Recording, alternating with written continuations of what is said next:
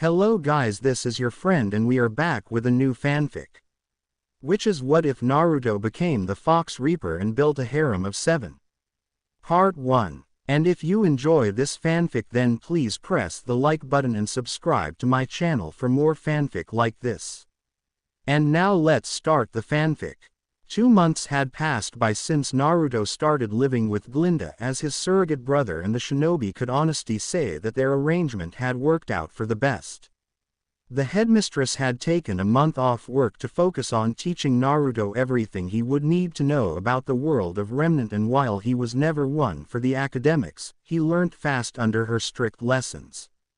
He had been fascinated by how advanced the technology of this world was compared to his own. Sadly, that didn't include the time needed to microwave his instant ramen. As they say, win some, lose some. Naruto chuckled as he picked a chocolate from the stand next to him. He was currently doing the groceries for the following month at the request of Glinda, since the headmistress' emergency number had been called and she had to run off to fix whatever issue had arisen. He pushed forward the cart filled with the supplies when something yanked his new and forelimb. Blinking, the blonde turned his head curiously and found a small girl, probably 6 to 7, tightly hugging his fluffy fox tail with one hand and a teddy in the other. Naruto chuckled to himself as he crouched down to her level and asked her a question, but her response was to snuggle deeper into his tail. "Lee, where are you?" Naruto heard the distinctive shout of an upset woman. Glancing at the girl on cloud 9 and making the connections easily, he lifted the child up and set her on his shoulders. The child squealed as Naruto wiggled his animal ears and were quickly seized by the gleefully laughing child. "Let's go find your mother, okay?" the blonde said, and took the girl giggles as an affirmation. Pushing the cart out of the cashier line, he looked around for a bit and found a woman in her early 30s talking with one of the store staff members, no doubt asking for help in finding her missing daughter. He made his way through the crowd of people that had formed around to help the distraught mother until he was behind the frantic woman. "Excuse me." Naruto poked the woman's shoulder, gaining her attention. "I think you might be looking for her." Naruto pointed at the happily squealing girl that toyed with his wolf ears. The group of adults held their breaths as the lady trembled before quickly snatching the girl away from Naruto's shoulders and hugged her tightly to her bosom. "Oh, my little Lian. I'm so glad you're okay." The woman hiccuped as she rubbed her nose with her daughters before turning to Naruto. Thank you," the lady said as she gave Naruto a tearful smile. He grinned and rubbed the back of his head sheepishly. "It was nothing," Naruto said as he patted the girl on her head. "And you stay out of trouble." He lightly chided the child, who only giggled back before returning to the nearest pay file again. The shinobi fished his brand new scroll from his pocket and started to read on the news while he waited. He skipped the over-clickbait titles all the way down to things that really caught his attention. Most of the stuff buried at the end were about the Faunus, White Fang activities in Vale and his personal favorite, the gardening news. While many wouldn't believe Naruto to be a gardener, he always had a green thumb since his childhood, and his connection to the world via Sage Mode had only increased his appreciation for nature. Memories of the elemental nations flashed through his mind, and the shinobi smiled sadly. He idly entertained the thought and wondered what his friends were up to since his death, but his musings were cut short as the line moved forward again and he was the next to pay. It didn't take long to ring all his purchases and press his scroll against the scanner to pay. A quiet ping with his receipt being printed later. Naruto picked the store bags and left the grocery store. Right outside was a bus stall with a long bench which he sat upon and patiently waited for a taxi to pass by. Or at least that's what he tried to. Various people walking by sent Naruto discreet glances. Vale may be one of the cities that treats Faunus well, but that was compared to how trashy everywhere else they were treated, especially with the White Fang attacks occurring more often. His wolf ears dropped slightly when someone his own age sneered at him. One of the very first things Glinda taught him about Remnant were the different races inhabiting the globe in order of quantity. The Grim, monster of the dark, living nightmares that were fueled by humanity's and Faunus' despair. The humans, the supposedly original abundant race that was slowly culled by the Grimm until they were forced into hiding and building concentrated cities that could repel back the attacks. And lastly, the Faunus. A race of humanoid people that possessed physical traits similar or identical to animals. Because of this the humans tended to treat Faunus as if they were beasts without feelings. Even after the implementation of Faunus civil rights there were many demeaning the Faunus species and if possible, repelled the laws protecting their rights. The main reason the Faunus were mistreated was not only for their physical difference to humans but also for the way their animalistic traits affected their brains. In exchange for the Faunus species obtaining animal traits, they also received animalistic instincts. It could be debated that humans had just as many animalistic instincts as Faunus, but that would take years for the discussion to end, simply because humans could not coexist with other humans, and now add in a species that was more in touch with their instincts. It was very well known that humans could breed with Faunus, just like Faunus could breed with humans. The children of these unions would either be fully human or fully Faunus. The genes themselves did not allow for a half-and-half type of union at the molecular level, but that did not mean that humanity did not label them as such.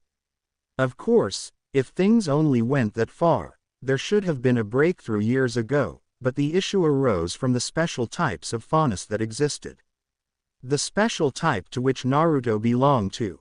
Faunus that bred with other Faunus normally had children that inherited only one of their parent traits. Just like when humans and Faunus bred, the genes made sure to never mix and only pass down one trait. However, there were cases that mutations occurred which caused the child of two Faunus with different traits to inherit both of his parent traits. Something that also doubled how in touch these special children were with their instincts. Both the Faunus and the humans labeled these type of Faunus as hybrids, belonging to neither species, as they were abominations that were so close to animals in human bodies that they may as well be treated exactly like the Grimm. Glinda had carefully explained that even if hybrids were born and raised like a proper human, they still would not be able to control their emotions like a normal person, and there would come a time where they would simply lash out and cause big accidents. That was not to say there were not any hybrids around, but the quantity that was in their adult stages was barely in the hundreds, and most children had to take specialized medication to help them retain their rationality through their puberty. Somehow, someway, whatever god or force had thrown Naruto into this world had decided to send him with one last because as his luck would have it, Naruto was a hybrid. With silver wolf ears that looked so out of place with his blonde hair and a crimson fox tail that was half as tall as he was and just as robust, anyone from a mile away would notice that he was a hybrid. The stares, the hushed whispers, the silent treatment, and sometimes barely hidden contempt was the same as when he was a child blamed for being a demon about which he had not known. Glinda speculated that just maybe, Naruto was meant to start his life over from his birth, but the gods had Naruto, with Glinda's speculation, thought that he was meant to be reborn as a wolf Faunus, but his close connection in his previous world with Kurama may have interfered to the point where he also inherited the sentient chakra's animal traits. At least his animal features were extremely fluffy and served as great hugging pillows. His surrogate sister could attest to that.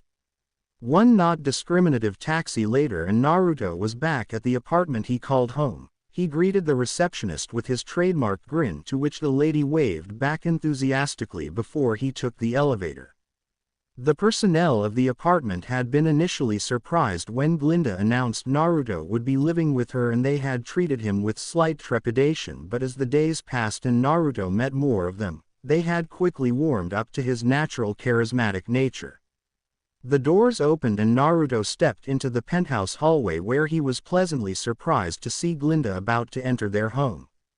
At first it had been slightly awkward living with the older woman, but the two had promptly worked out their differences and found themselves enjoying each other's company. So much that Naruto played pranks on her. "Yo, Naruto exclaimed loud enough to make the headmistress jump in place and level a glare at him as he silently snickered. Naruto approached the glaring woman, laying down the bags by the door entrance before giving her a tight hug that was crossly returned. 0 RWBY. KNR 0. Fast forwarding 3 months, many things had happened. First, Naruto had started an arduous physical regimen after he found out that his body no longer held chakra nor could he mold it. Instead, there were new sources of energy circulating through his body. One was easily identified by Glinda. It was aura, the main energy that everyone in Remnant was born with and manipulated to an extent. The next two were very well known to Naruto yet felt alien at the same time. He could feel both his physical energy and spiritual energy, but unlike in the elemental nations, he could not mix the two to create chakra. The last source of energy within him vastly overpassed all 3 previous ones and made them feel like a bottle of water next to an ocean. The problem with this last energy was that it felt twisted, corrupted, and dark, almost as if the entire world's hatred had been bundled into a tight ball and shoved into the shinobi's body. Naruto trained harder than when he had first mastered Sage Mode because of the imbalance of energies within him, which led to the discovery that he could access Sage Mode by balancing the world's natural energy with his own twisted one. His continuous training and experimentation with the energies within him allowed him to manipulate the aura within him to the same potential of his lost chakra.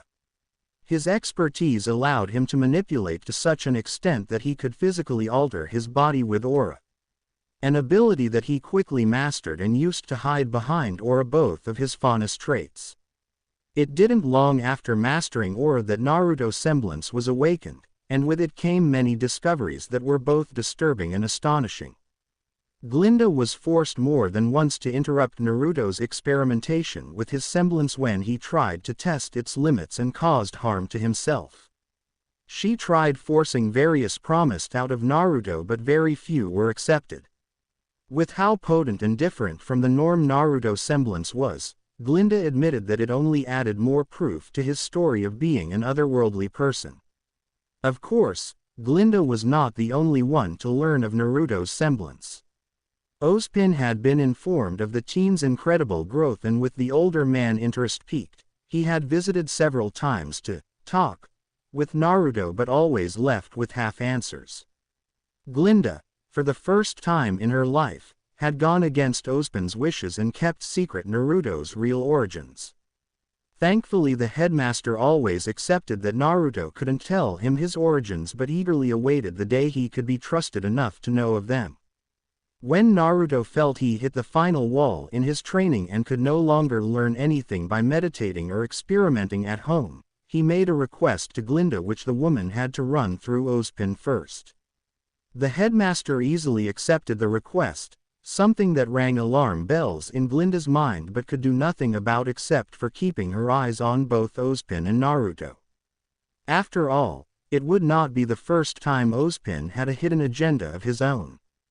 With his request approved, Naruto accompanied Glinda to her huntsman duties and missions in order to learn what kind of job it was and use the opportunity to train himself in the field.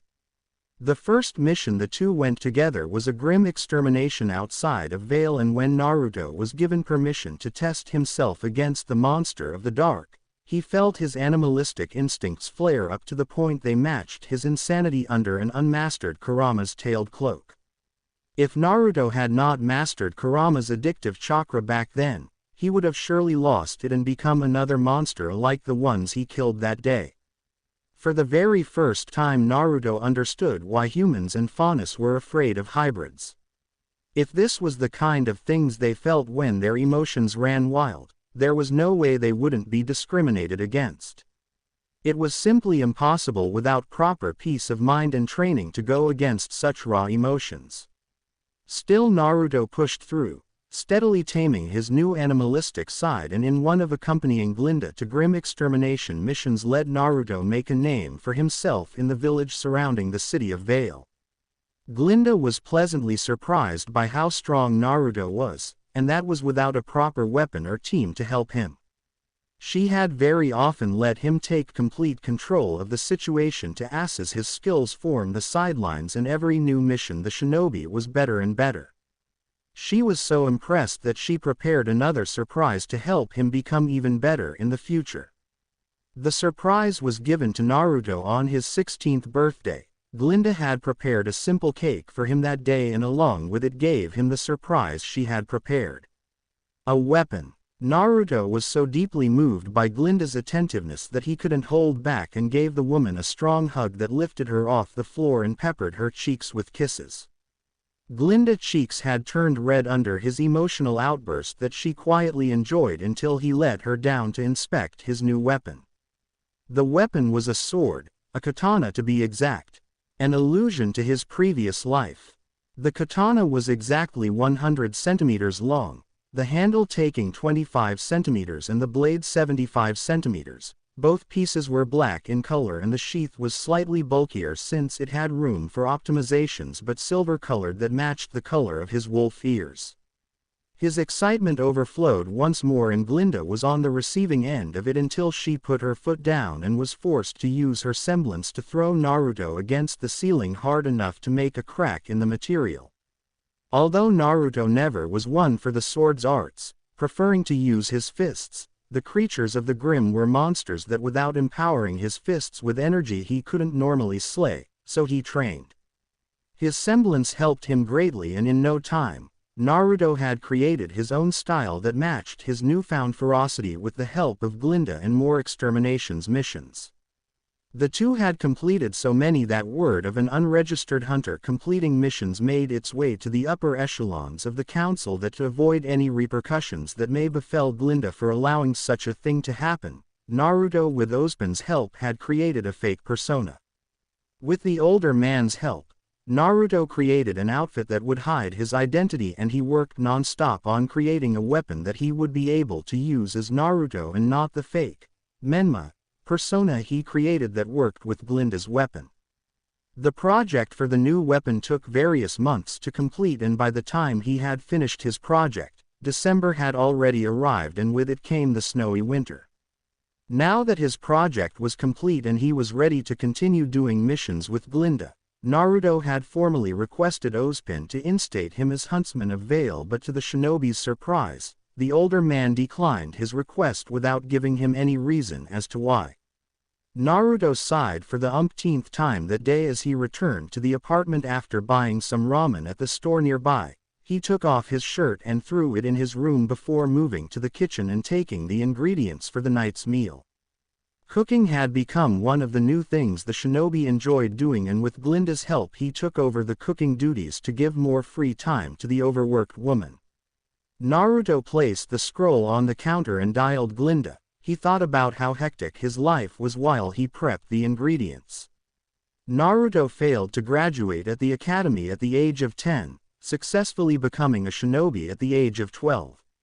In 6 months, he participated in the Chunin exams and then went to train with Jiraiya for a year and a half, returning only when he was 14 and almost mastered Sage Mode. Then he was involved with the madness that started the Fourth Shinobi War that culminated 3 months after his 15th birthday and his unexpected death. Or his supposed death, since he was literally thrown to Remnant alone where Glinda found him, and the rest is history. The call connected through and snapped the blonde out of his thoughts. Looking at the screen he could see Glinda with a small frown as the teacher hastily spoke with someone else before turning to face the camera. As soon as she saw Naruto on the other end, the frown was replaced by a smile. "Hey," Naruto greeted with an amused smile as he picked up the scroll. "I just got back home and am about to start dinner. What would you like?" The teacher raised a hand to her chin as she thought over the question. "I guess pasta would be good. We haven't had that in a while in ALS." She abruptly stopped and the sound of her crop smacking flesh was heard, followed by a male pained groan. "As I was saying before being interrupted, I also have some very good news." There was the sound of the crop again, followed by a string of curses from the same male voice, and then it went silent. "Good riddance, I should arrive home soon." A short goodbye and the call was over. Naruto laughed as he prepared the meal. letting his mind wander all over the place.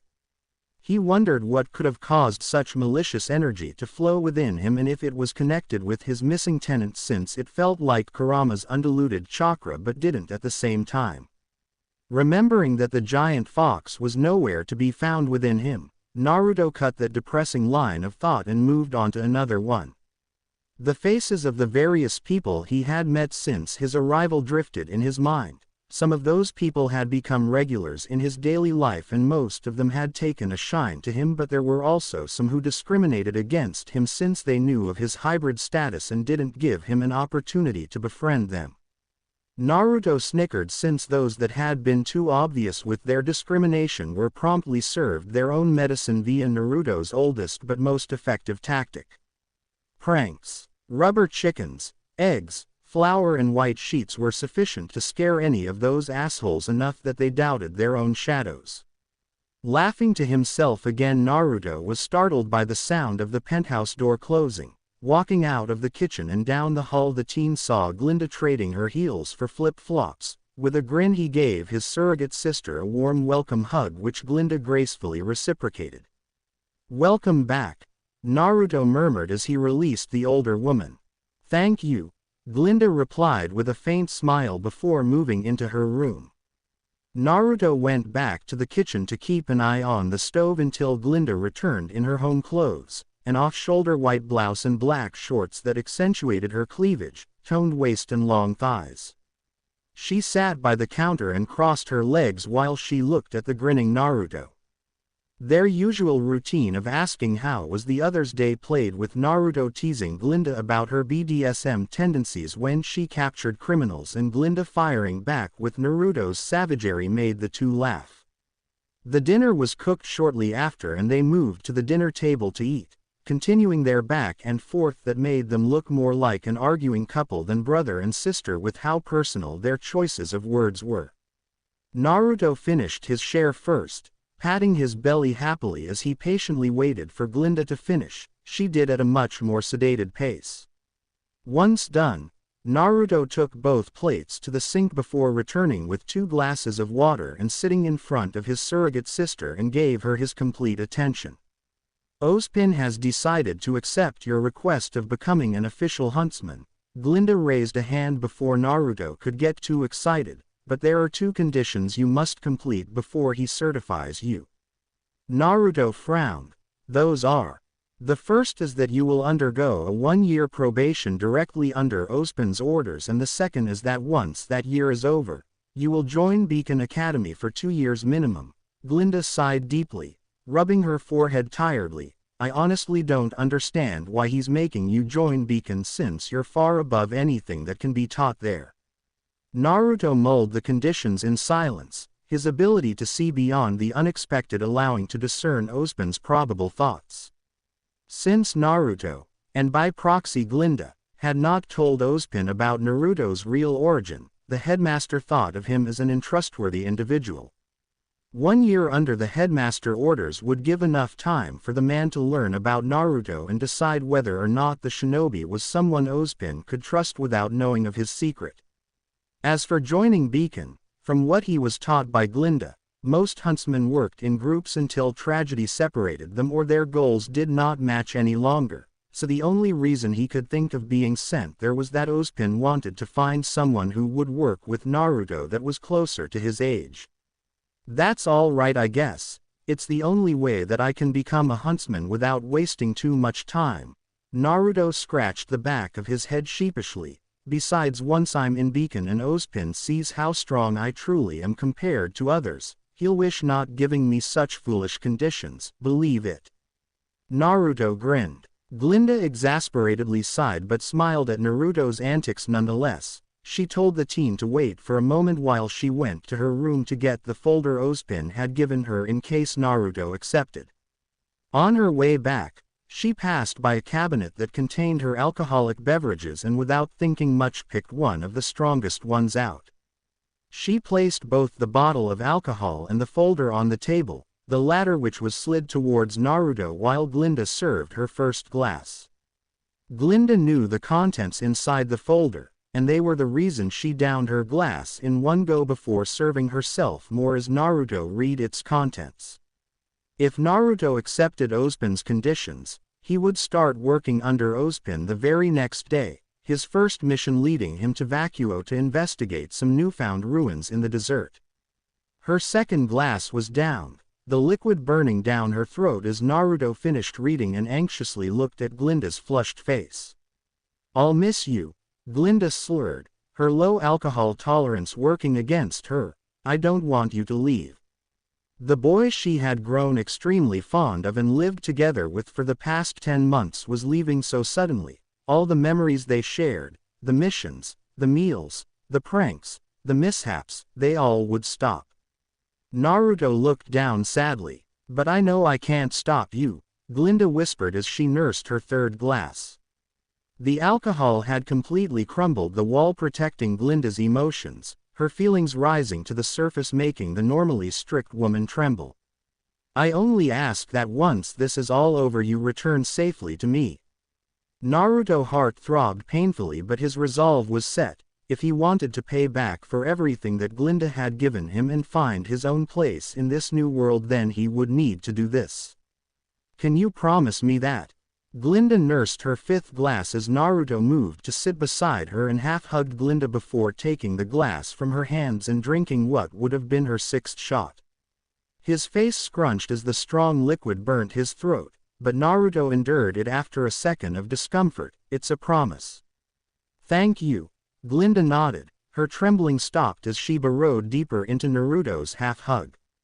That night the two blondes spent it cuddling together, sitting on the chairs and falling asleep in their uncomfortable position, yet neither cared for that. 0RWBY. KNR0. The next morning, Naruto stood by the door with a big suitcase beside him and a small backpack slung across his shoulder. He was dressed in a black polo shirt with a swirl on his chest, blue faded jeans and checkered Vans. Sullenly clinging onto him was a disheveled Glinda. "Take care," Glinda whispered sadly as she hugged the shinobi tightly. "Yeah, you too," Naruto murmured and embraced Glinda, giving her a kiss on the cheek before he separated from her and steeled his resolve one more. Another 1-year training trip, but unlike the last one, he would be truly alone. End of the line. Red. Torchwick taunted from inside the bullhead. The criminal threw a fire dust crystal to the rooftop and aimed at it. Ruby froze as the dust crystal bounced under her, eyes widening when the criminal wasted no time and fired at the crystal. Ruby closed her eyes expecting to be engulfed in an explosion. But it never came. HMPH. The voice of a mature woman beside her startled Ruby. She opened her eyes to find a tall woman with blonde hair protecting her from the explosion with a barrier made of aura. The blonde woman didn't wait for the explosion to end before she retaliated. Waving her riding crop, the woman summoned sharp arrows of aura behind her and shot them back at the bullhead. Torchwick stumbled inside the airship, groaning in annoyance as another busybody poked their nose where they didn't belong. The blonde woman didn't let up. Another wave of her riding crop created a dark cloud appear above the bullhead, which was quickly pelted by icicles firing from the cloud and further destabilizing the airship. Torchwick cursed and ran to the cockpit, alerting his contractor of the woman holding them back. Said contractor huffed and gave control of the airship to Torchwick. She walked to the edge of the cockpit and stared hard at the blonde woman. The contractor body was the only thing visible, dressed in a suggestive dark red, off-the-shoulders mini dress with yellow designs that lit up as the woman used her own semblance to create a ball of fire in the shape of a cherry blossom. The blonde woman barely had a second to react as the fire flower suddenly blasted towards them. She hastily erected another barrier that blocked the dispersed the blast, however the petals exploded into tiny pieces that fell to the rooftop before exploding in a pillar of flame that engulfed the barrier and blocked the view to the outside. The contractor laughed as she continued stalling for time with the pillar of flame keeping the women and teen trapped until her focus was broken by metal tubes levitating from the rooftop and being shot at the bullhead. She growled and fired smaller fireballs that intercepted the pieces of metal. "Ready." Torchwick shouted from the cockpit, and the contractor smiled triumphantly. With a burst of concentrated power, she created 3 fire flowers more that exploded into more pillars of flame that left no choice for the blonde woman but to protect herself and the team behind her. Just as the bullhead stabilized and the thrusters surged with power, the young man watching from the shadows acted. He landed on the nose of the airship and frightened Torchwick, the young man's features revealed by the moonlight. Blonde hair, silver wolf ears, a gray hooded cloak with various loosened belts that fell below his knees, a white fox mask covered his face, and what frightened Torchwick was the weapon in the young man's hands. A mechanical heavy-looking wicked giant orange scythe with chains wrapped around the shaft. The man spun the weapon with ease twice above him, and in the blink of an eye made 2 slices that cleanly cut the airship wings off. Torchwick panicked and shouted for help. His contractor, being caught by surprise by the sudden descent of the airship, fared no better. The young man acted again. Several crimson chains sprouted from the man's back that wrapped around the falling bullhead, which immediately hooked onto the rooftops surrounding the falling bullhead and stopped its fatal descent. The man swung his scythe again, stabbing the wicked weapon onto the airship's roof and peeling the metal apart with ease. He gazed down the opening and found his target. Azure-slit eyes met amber-slit eyes. "You're caught." The young man crouched on the ceiling, his hands resting on his knees as he maintained eye contact. "Really?" The woman brushed her black hair back, smiling coyly at the masked man. "Ye." The man's words were interrupted by the sound of an engine flaring alive. He barely had a second to react as a motorcycle suddenly drifted around the coy woman, who blew him a kiss before being lifted like a sack of potatoes by Torchwick, who was driving the bike. "Bye!" Torchwick shouted, throwing another fire dust crystal right at the motorcycle exhaust and revved the machine. The sparks ignited the crystal and made the masked man leap back as the explosion burst through the sliced ceiling. "Shit!" The man swore under his breath after recovering and leapt down to the streets. He aimed at the retreating motorcycle with the sniper integrated in his scythe, but hesitated at the last second.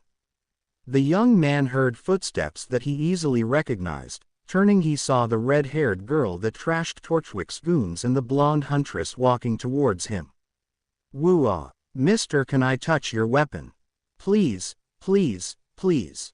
The red-haired girl's eyes were glittering, and her fingers wriggled in weird motions as she approached the weapon stabbed on the concrete.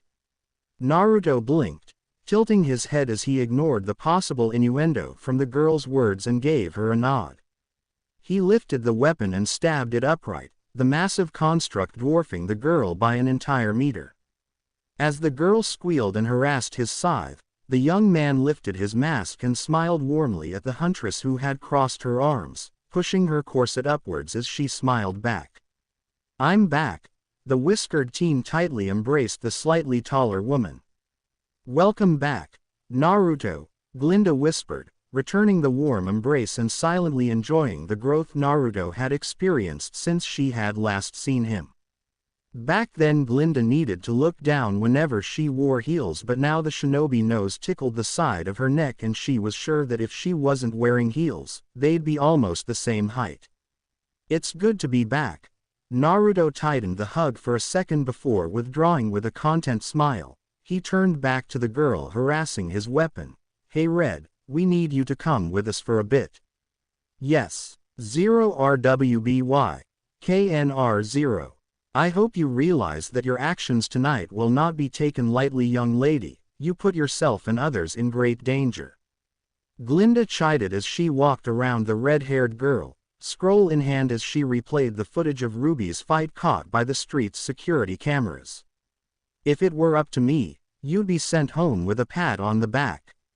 Ruby smiled hopefully. "And a slap on the wrist." Glinda tried to slap the girl's hands with her crop but failed. Huffing, she fixed her glasses. "But there is someone who would like to meet you." Glinda nursed her throbbing forehead as she went to Naruto's side, the shinobi quietly snickering while he watched the scene play. Ozpin theatrically appeared from the shadows with a tray of cookies and his signature coffee mug. He placed the tray on the table and motioned for the girl to dig in.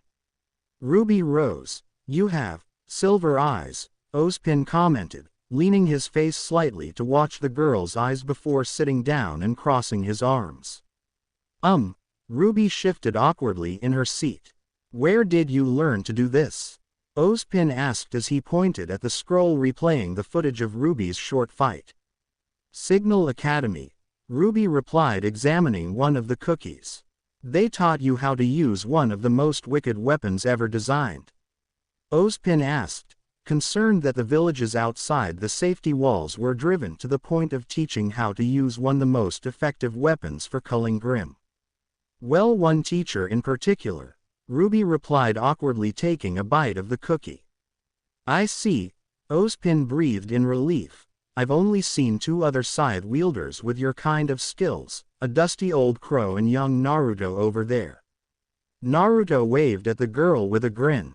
Cause moo uncle, Ruby chirped, swallowing the piece of cookie she had eaten. Sorry, Hiro's my uncle. He's a part-time teacher at Signal and I was complete garbage before he took me in, she bashfully smiled. Ozpin chuckled. Is that so? And why is such an adorable girl such as yourself training to become a warrior with such a wicked weapon?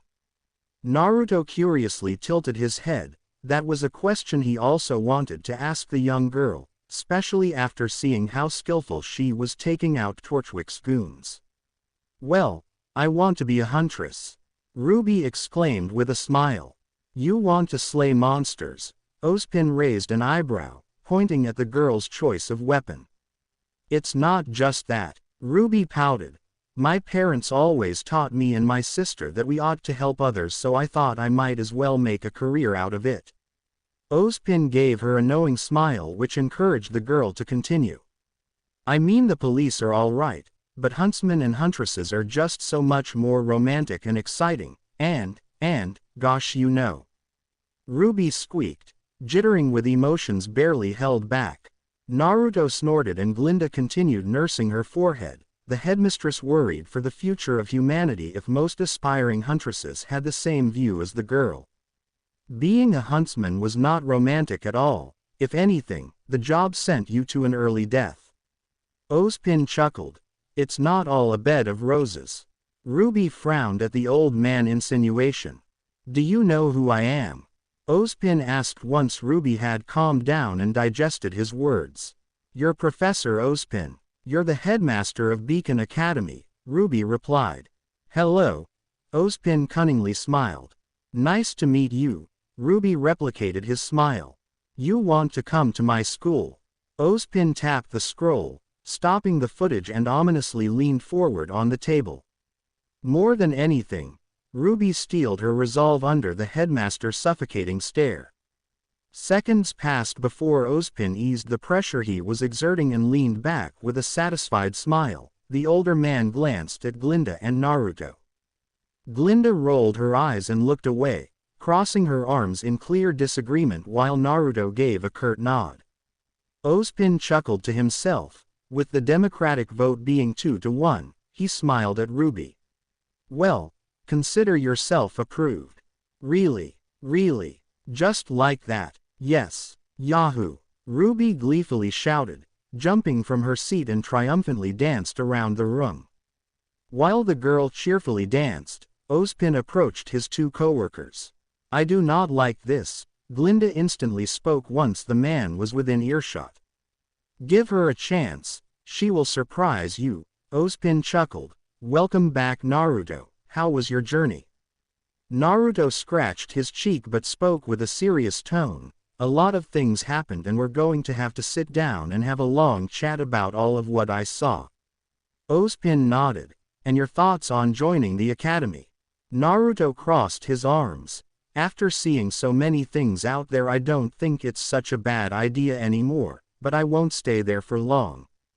That's more than I can ask, Ozpin gratefully replied. Would you kindly escort Miss Rose while I finish the paperwork with Glinda?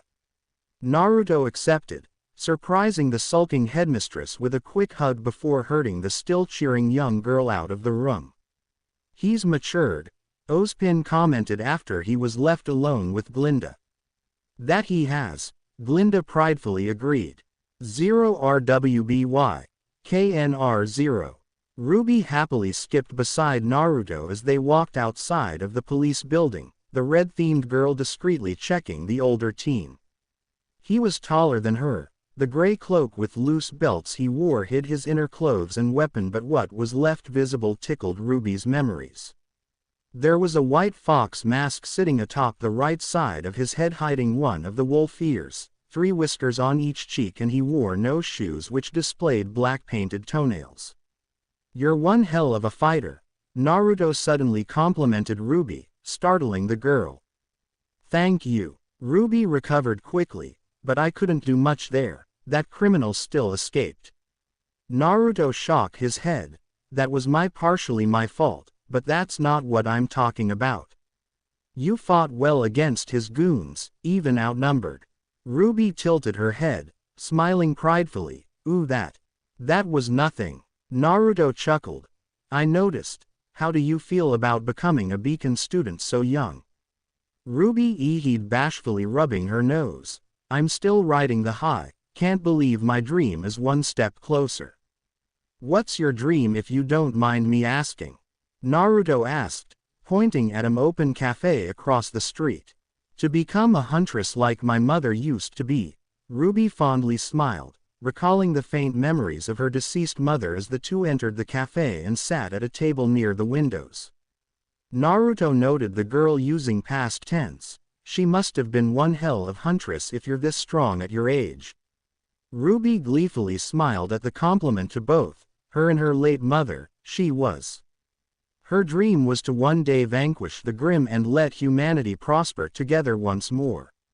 Naruto was hit by a wave of memories of his younger self having a similar dream, an admirable dream, one I'm sure we can make reality if we all work together. He asked with a knowing smile. Ruby's smile widened more, if possible. "Yes, that's exactly it." "How'd you know?" "Just a hunch." Naruto chuckled, ordering 2 iced coffees and strawberry shortcakes. Ruby's brain suddenly clicked, and her eyes widened as she finally recognized the person sitting in front of her. "You're the Reaper." Naruto snorted amusedly. What could possibly give it away? Ruby blushed. "The scythe in your features. I'm so dumb it took me so long to recognize you." "Well, it's not like you have seen me before, so don't be too hard on yourself." "Ahaha, right. Could I, have your autograph?" Ruby shyly asked. Even as far away as Signal was from Vale, the stories of Menma the Reaper were told. How one young huntsman had successfully solo cleared over 500 extermination missions in 1 year, culling the Grim with his wicked weapon for breakfast and saving damsels in distress for dinner. The stories might be obviously exaggerated, but the public records of his missions were available for the tech-savvy and proved most of his accomplishments were the real deal. To think that she would one day be sitting with the famous Menma the Reaper, conversing about her dreams and complimenting her while they ate cakes had suddenly become her reality. The young girl could do nothing but make the best out of her situation. Naruto laughed hard, complying with the younger girl's wishes and writing his name on a napkin. Ruby took the napkin, admiring his rough handiwork before stowing the napkin safely in her purse. "What is like being a huntsman like you?" Naruto rubbed his chin thoughtfully. "Like me, huh? It's bad, really, really bad. Whatever you are thinking of is wrong." Ruby frowned. "How come?" "Well, for one, the stories they tell of me do not speak of the casualties involved in the missions. The council always tries to underpay your hard work. When people start to believe you're invincible, they send you to impossible missions expecting you to clear them, and it's a real pain in the ass. But when things obviously go wrong." Ruby looked down. "Look, you asked what it was like being like me, and for me, things, but that doesn't mean things will for you." Naruto cheered her up. "We're going to Beacon. We'll get teams to work with in the future that will allow us to make those impossible missions possible." Ruby tilted her head. "We?" Naruto grinned. "Yes, we. You're going to Beacon." "Yup. But you're already a huntsman." "Menma is the huntsman, not Naruto." Naruto unclipped the fox mask and put it on the table. I don't. Menma's just a codename. Something me and Ozpin came up with because there are things that only I can do, but I'm not an official huntsman, not yet, Naruto explained. Then Naruto's your real name? Ruby asked, remembering Ozpin mentioning the Reaper's real name earlier. Yep. As Naruto, I'm still just a civilian who's going to join Beacon Academy, Naruto confirmed. I trust you can keep that our little secret. He winked. Ruby smiled, blushing lightly. Yes. Ruby's scroll suddenly rang. The girl answered the call. I'm at the station. Where you at? A young female voice came from the scroll, loud enough to be heard by Naruto. At a cafe near the station, the one with the pink neon sign, Ruby replied. I'll be there in a minute. Don't go anywhere, Lilisus. The call was cut. Sorry, I have to leave. Ruby bowed. Thank you for the cakes. Naruto waved. That's okay. See you at Beacon. Ruby smiled. Yes, remember, it's our little secret. Naruto winked again, and Ruby nodded. 0RWBY. KNR0. 2 days later, Naruto was sitting on an empty bench inside one of the Beacon airships, dressed in faded blue jeans and a burnt orange polo shirt, both of his Faunus features hidden by his aura and as custom for him, no shoes. The team looked out the window while waiting for the ride to be over. Naruto had decided after careful consideration entering Beacon disguised as a human, mostly because he did not want to deal with the discrimination that Faunus received on the daily. Supposedly Beacon did not discriminate against Faunus, but that statement only applied to the academy staff and not the students. Naruto personally knew how some families had influenced their children to look down Faunus, and while the population that mistreated Faunus was dwindling by generations, there were still some hard-headed members of society hell-bent on discriminating them. His thoughts were interrupted by 2 bickering girls near his bench. He glanced over and was surprised to see Ruby and a taller girl with messy long blonde hair with lilac eyes dressed in a tan vest over a yellow crop top that accentuated her bust and black shorts held by brown utility belt decorated by what resembled an asymmetrical pleated skirt over the back. Naruto had been about to wave at Ruby when another blonde, a male, suddenly rushed past him, and Naruto watched as the guy puked into the airship bin, scaring away the rest of the would-be students. The puking guy was dressed in a black hoodie. Covering his forearms were reddish-orange sleeves. Over his hoodie was a white chest plate and shoulder armor, blue jeans with 2 belts, one for his pants and the other a utility belt that also was for the sword strapped to his side. If Naruto recalled correctly, that kid was John Arc, the grandson and son of the best huntsman of their respective generations. He had seen the father of the boy in some of his missions, and if John was anything like his father, he was bound to become another strong warrior. His attention was disrupted by the airship hologram screen turning on. A pre-recorded flowery message by Glinda played where she welcomed the new batch of would-be students and announced they would be arriving shortly. Naruto gladly stood up from his seat, stretching his joints, and moved closer to the hatch in order to be one of the first to leave the aircraft. He wasn't the only one with that idea, because leaning against the wall next to the hatch was a girl of light olive complexion, long wavy black hair and a black bow that looked like cat ears. Her body was slim but stacked in the right places, which were further accentuated by her choice of dressing. Black-heeled boots, black stockings that faded to purple past her knees, a tight short zipper-lined white short, a buttoned vest open below her with coattails at the back. Under the vest was a sleeveless undershirt that exposed her midriff. Naruto easily recognized the girl, having seen her and crossed blades with her when the White Fang were involved in his mission. He walked closer to her and waved, which gained her attention. The girl tilted her head, not recognizing at first, but then ribbon wiggled lightly as her nose twitched and eyes suddenly widened. Blake started, but Naruto put a finger to his lips. He motioned to the would-be students around them, and Blake understood that he did not want to make a scene. Blake growled, stomping towards Naruto, and grabbed him by the polo. her short stature compared to his height making the scene somewhat comical. "What are you doing here?" Blake hissed, her fight-or-flight instincts triggered since her cover might be blown if he was here. Naruto scratched his cheek, "Becoming a student." Blake hissed again, which made her look like a little kitten hissing in Naruto's mind.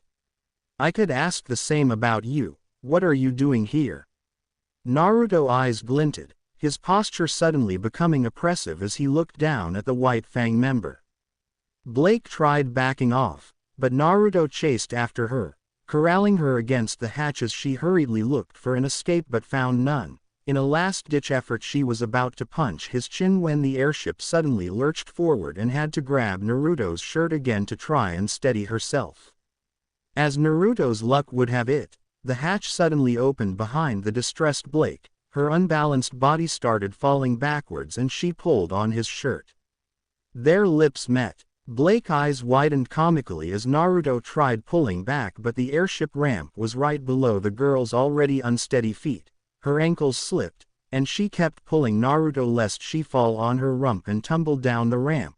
The two continued awkwardly stomping, trying to regain balance all the way to the landing strip. When Naruto finally felt the steady floor of the landing strip, he grabbed Blake's hips and lifted the half-fallen girl to her feet. She withdrew with a red face equal parts in anger and embarrassment. Her fingers were covering her mouth as she glared at Naruto. Naruto coughed into his hand. "Well, that just happened." Slap. Their lips met. Blake's eyes widened comically as Naruto tried pulling back, but the airship ramp was right below the girl's already unsteady feet.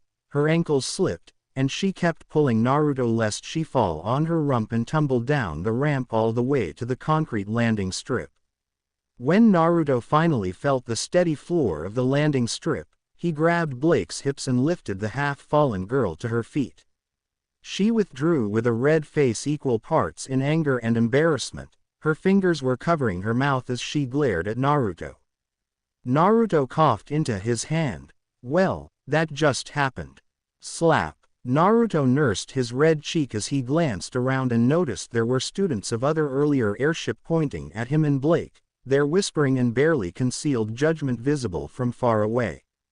Naruto sighed, looking at the still glaring Blake, who was quietly fuming. "That's the first time you've landed a hit on me." Blake glared harder. "If that was possible, serves you right for forcing yourself on me." Naruto glanced back at the ramp. The students of the airship they had arrived were starting to descend, and he did not want to deal with the drama that would be caused by their scene. "Blake, I'm going to give you two options. One, you sit down with me and we can talk, or two, we make a scene, blood is spilled, and I take you to the police. Now choose." Blake trembled equals part anger and fear. She knew he would live up to his words, and even if she fought to the best of her abilities, compared to him she would lose 10 out of 10 times. Naruto rubbed his cheek, sighing once more before moving towards the academy building. After a moment of hesitation, Blake followed him. The two walked in silence for a couple of minutes before Naruto suddenly sat by one of the benches not too far away from the main building of Beacon. Blake hesitated again, and only after Naruto rolled his eyes and crossed his arms, she sat beside him. "Okay, let's pretend that nothing happened at the airship and talk." Naruto scratched his cheek and after a second of thought added, "In case you're wondering, no, I'm not chasing after you or anything. I'm legit here to become a student." Blake digested his words but kept her guard up in case he was lying. "I want to change." Naruto raised an eyebrow. Blake sighed, looking down. "I defected the White Fang." "The fake White Fang, you mean? Why?" Blake glared. "It's not fake."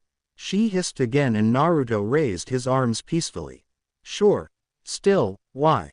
Naruto asked once more. "I couldn't take it anymore.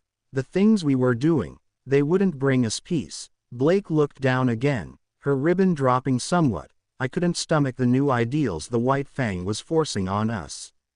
Naruto clapped twice. "Would you look at that? You finally started thinking by yourself." Blake glared at the insult but couldn't retort back since his words were true. All the time she had been in the White Fang she was being herded like a sheep by the new superiors of the group. It wasn't until her hands started to be stained indirectly by blood in her fights with him that she started questioning if what the White Fang was doing was right. Naruto's eyes softened. For what it's worth, I'm glad you had a change of heart. I'm sure Beacon will be a nice first step to whatever you think will be best for you from now on. Right.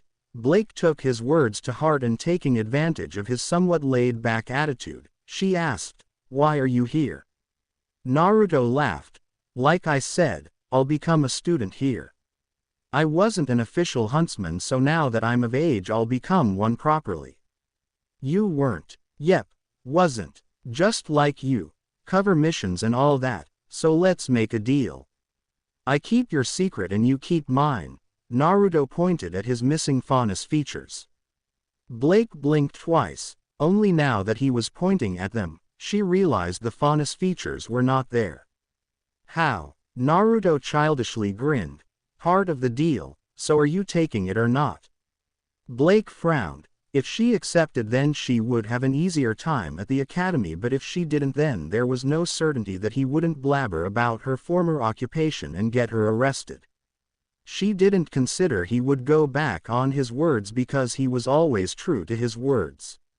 Whenever the White Fang was intercepted by him, he would give the group 3 options before any fight ensued. 1. Run away and he would not chase. 2. Fight and risk dying. 3. Surrender and be captured until his mission was over. Of course, the White Fang group always chose the second, but only after several attempts where they got their handed back to them and various of the high-ranking members dying under his scythe that the White Fang started choosing the first and third option. And he was always true to his words, never once chasing after them or mistreating those who surrendered to him and being released after his missions were over. Many times, they tried to coax him into joining the White Fang, but his response was always the same: "You're fake ragtag group of misfits. No thanks." So, Blake trusted him even if she didn't like him. "I accept." "Good. I'll hide them, but once every week we have to meet for me to reapply my aura on you, okay?" Naruto pointed at her ribbon. Blake nodded. "How do we do this?" "Give me your hand for a second." Blake hesitantly complied. The moment their hands met, she felt the influx of his aura rush inside her arm, traveling all the way to her chest where she felt a tickling sensation over her skin before it was over. "And done, remember, once a week." An explosion a couple meter away from the two occurred, interrupted Naruto. The two looked at the blast site and saw Ruby being yelled at by a girl with long white hair held in a side ponytail and dressed in a pale blue bolero jacket and a similarly colored thing-length dress with snowflake designs at the hem. The Schnee crest was emblazoned at the back of her jacket, and Naruto facepalmed. How unlucky of Ruby to meet the current Schnee heiress. Naruto saw how apologetic and sad Ruby was looking and decided to save her from the Schnee's very well-known wrath. "Unbelievable," the Schnee heiress shouted. "This is exactly the kind of thing I was talking about." "Hey!" Naruto placed a hand on Ruby's shoulder and brought her closer to his side. "That was an accident. I'm sure Ruby didn't mean to cause an explosion, right?" Ruby looked up, recognizing Menma and silently thanking him for the help. "I really didn't mean to." "And who do you think you are to enter yourself into our discussion without permission?" The Schnee heiress glared at him. "Naruto Uzumaki, it's nice to finally meet you too, princess." Naruto smiled at the heiress, memories of an old promise resurfacing the more he looked at Weiss. Weiss crossed her arms. Finally some proper recognition. Who's she?" Ruby whispered. "Weiss Schnee. Those Schnee," Naruto whispered back, and Ruby suddenly looked 10 times more apologetic. "Say, princess, did Ruby apologize?" Naruto asked with a tilt of his head. Weiss huffed. "Yes, but she still needs to understand how dangerous her actions were." Naruto nodded. "I see. Then as to not take more of your precious time, I'll be the one to teach Ruby those dangers. That okay, princess?" Weiss glared but harumphed positively. "As long as she learns her lesson, I'm done with this. The heiress turned without another word and left. Ruby collapsed onto Naruto, but he kept her steady. Sorry little Ruby, but you probably caught her at a bad time. Weiss is usually not that harsh. Naruto reassuringly rubbed the distraught girl's shoulder. When are they on a good mood? Blake sarcastically spoke. She had watched the scene play out from the bench and had no intention of joining until the Schnee left. You'd be surprised. Naruto snorted. Anyways, Ruby, this is Blake. Ruby waved from her spot beside Naruto. Hello. Blake waved back. She was curious about the two relationships but held her tongue. Why are you alone, Ruby? Weren't you with your sister earlier? Naruto asked once the red girl had managed to stand on her own feet. Ruby kicked the ground looking like a dejected puppy. She ditched me since her friends were waiting for her. Naruto and Blake traded looks. Even if the two didn't get along, they both had a soft spot for people who were left behind regardless of the circumstances. Let's go to the assembly together. Naruto offered Ruby his hand, which the girl gladly took with a million-watt smile. Excuse me. The three turned to look at the new person. I'm John and I was wondering if you could guide me to the assembly room, John awkwardly said with a troubled smile. Aren't you the guy who vomited in the airship? Ruby, no tact, asked, and John visibly deflated as he groaned. Naruto snorted again. Let's go. 0 RWBY. KNR 0. Once the group of 4 teens entered the assembly room, they found the place to be filled to the brim with students. Ruby clutched Naruto's arm tightly, afraid to be left behind again, while the four made their way through the crowd to find a decent spot where they could view the platform at the center better. On their way, Naruto caught sight of Glinda among the other teachers of Beacon Academy but held back from waving at her and interrupting the headmistress' work. Somewhere along the way through the students, Blake had quietly slipped away, leaving only John, Naruto and Ruby clinging to Naruto's side. The three trudged forward until Ruby was called out by her sister. The girl gave a silent thanks to Naruto before leaving his side and joining her sister's group. You good? Naruto asked John. John nervously rubbed his neck. Yeah, thanks again. I would have been lost if it wasn't for you guys. Naruto grinned, bumping fist with John to bolster the awkward boy's courage. The lights dimmed and the platform was lit up. Glinda walked forward to deliver another flowery message to the would-be students, announcing that more than 2,000 students were hand-picked and would undergo an initiation test to cherry-pick the best students out of the batch.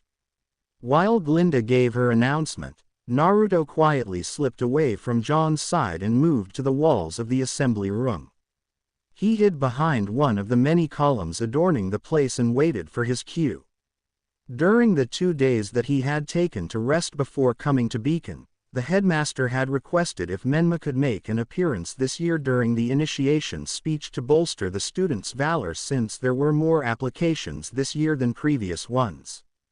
Naruto had accepted. If there was anything he could do to encourage the future generation into becoming better, then he would do it. Ahem. I'll keep this brief. Coughed into the mic, discreetly testing the sound, and fixed his glasses when it was satisfactory. Welcome. You have traveled here today in search of knowledge, to hone your craft and acquire new skills, and when you have finished, you plan to dedicate your life to the protection of the people. Ozpin conveyed his views of what a huntsman entailed to the silent crowd. Now that their attention was tickled, he continued. But I look among you and all I see is wasted energy in need of purpose, direction. Ozpin hit the teens right in their immaturity, rousing their emotions further. You assume knowledge will free you of this, but your time at this school will prove that knowledge can only carry you so far, Ozpin taunted, knowing the crowd was engaged in his speech. To become a huntsman that will protect your future friends, family, lovers, you must take the first step into this perilous journey, and it will be up to you how to use the tools and knowledge given to you at this academy. Ozpin smiled, tapping the cane on the platform, which was Naruto's sign to make his appearance. Naruto used his semblance from behind the pillar, A murky pool of darkness beneath his feet swallowed his body. In the separate dimension created by his semblance, his body was coiled by dark tendrils that clung to his body and changed his appearance. First to appear were both of his faunus features, then his white fox mask and his innerwear. A straight linen long-sleeved black jacket halfway open which displayed the top of his inner orange mesh shirt, dark gray tight pants held by two utility belts with various pouches. The last thing to appear on his person was the gray cloak with loose belts that hid his clothes from view. There was a ripple in his dimension, indicating that a second had passed in the outside, and Naruto nodded to himself. He summoned his scythe with a poof of smoke and clipped the compacted weapon on his back above his swishing crimson fox tail. The dimension rippled again as Naruto hid his face under the fox mask and stepped through the metaphorical gate connecting his semblance to the outside world. Beside Ozpin's cane a pool of light was formed, and slowly, a figure rose from the pool as murmurs started to travel through the surprised crowd. Ozpin smiled and pointed an open hand at Menma. "This year, we have a special guest that will give you your first lesson, and hopefully one that sticks with you through the years you spend in this academy. Welcome, young warriors." Menma's voice was deep and firm, the slits of the mask displaying an unnatural gleam as he looked at the crowd of would-be students. "I am glad to see so many warriors of my generation taking up arms in this fight we are all battling against the Grim." Menma displayed his right arm, fingers slightly curled with somewhat lengthened ferrule, black painted nails. "I want each and every one of you to look to the person beside you." The crowd obeyed somewhat reluctantly, and Naruto waited for a couple seconds before continuing. "The future is never a certain thing, so know that the person you just looked at may be someone completely different in the future. They could be your best partner, your lover, your friend, or..." Menma closed his fist, nails digging into the skin as blood slowly dripped from his hand. "They could become the criminal you will have to take down in the future, for not all of us have the same zeal or beliefs, and while I will never judge you for the decisions you make under the pressure exerted by your constant life struggles, there will be those who are affected by them." Menma hid his arm under the cloak again, tilting his head and using his vast ocean of energy to press down on the would-be student's aura and make them feel insignificant. "My lesson to you, and yourself of the future, is that whatever decisions you take be done after considering every possible outcome." The pressure doubled, suffocating everyone including the teachers in the room. "For your life is not only your own, as it's also part of those around you, and whatever you choose can and will affect them." Menma erased the pressure and chuckled as his body sunk into the pool of light and disappeared. His disembodied last words reverbed across the room. "So, choose wisely which kind of path you'll walk from this day forward." 0RWBY. KNR0. After Naruto's theatrical exit from the stage, Ozpin had bowed to the crowd and walked away as Glinda had taken the stage and explained the details of the initiation test. She made the teachers guide the would-be students to the ballroom where they would stay the night to rest and prepare for the next day. Naruto looked around the enormous room that was filled with improvised beds by the other would-be students which hung around in groups. He had taken a spot close to one corner of the room and had his back resting against the wall. He could see some of the would-be students still in deep thought of both his and Ozpin's words, and was glad that some had taken their speeches to heart. It showed maturity, and Naruto was certain that most of those thinking were the ones that would do fine during the initiation test. Nature called and Naruto had to answer his body needs. He stretched before heading to the men's bathroom. After washing his hands and splashing water on his face, he looked at the man in the mirror. 2 years had gone past since his impromptu arrival in Remnant, and almost didn't recognize the person staring back at him. While his physical features were the same except for being somewhat sharper and indicative of his body maturing, he knew deep down, the last year had changed him internally. Naruto had discovered many of Remnant's dark secrets, and Remnant had retaliated by sinking its chaotic fangs in the shinobi's life, forever marking and changing him. His musing was cut short by laughter behind him and someone screaming for help. Naruto glared when he saw John being pushed into one of the bathroom stalls by two taller boys that tried to push the kid's head into the bowl. Naruto's body reacted on instincts, throwing the soap bar at the back of one of the boys with such strength that knocked the teen out and released John's head. The other boy shouted in surprise and turned to Naruto, but it was too late. Naruto lifted the boy by shirt and literally swung him in arc above his head, smashing the boy on his back against the floor and knocking him out. He pocketed out his scroll and sent a message to Glinda with a picture of the two troublemakers, which was instantly replied with an, "I'll take care of it." "Thank you, man. You saved me there." John breathed in relief, fixing his roughed-up bunny onesie pajama. "You good?" Naruto asked, raising an eyebrow at John's choice of clothing. "Yeah, just gimme a second to catch my breath." John took a deep breath. "Why were they bullying you?" Naruto asked. John rubbed his neck awkwardly. "Old classmates, I was a pushover back then and well."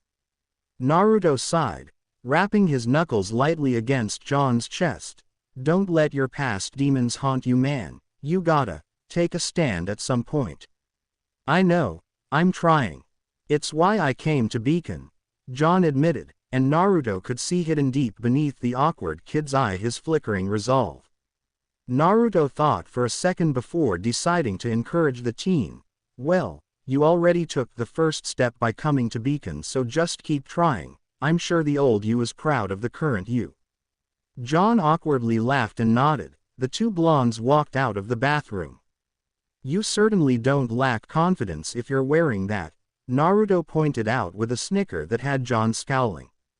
"Hey, my mother chose this for me. It's not that bad, right?" John looked at himself and cringed somewhat. "Right."